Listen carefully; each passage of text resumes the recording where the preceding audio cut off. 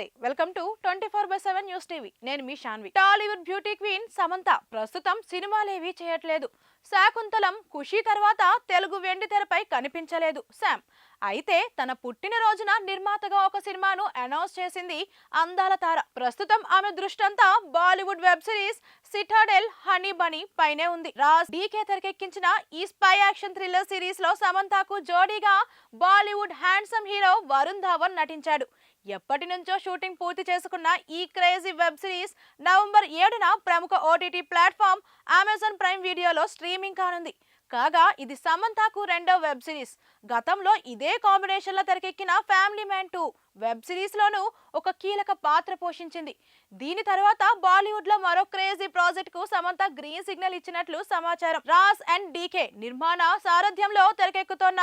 రక్త్ బ్రహ్మాండ్ లో సమంత కీలక పాత్ర పోషించనుందని టాక్ ఇందులో ఆదిత్య రాయ్ కపూర్ వామికా గబ్బీ కూడా యాక్ట్ చేశారు ఈ చిత్రానికి రాహి అనిల్ బార్వే దర్శకత్వం వహించారు నెట్ఫ్లిక్స్ భాగస్వామ్యంతో రాజ్ డీకే ఈ సినిమాను నిర్మిస్తున్నారు ఇక్కడ ఆసక్తికరమైన విషయం ఏంటంటే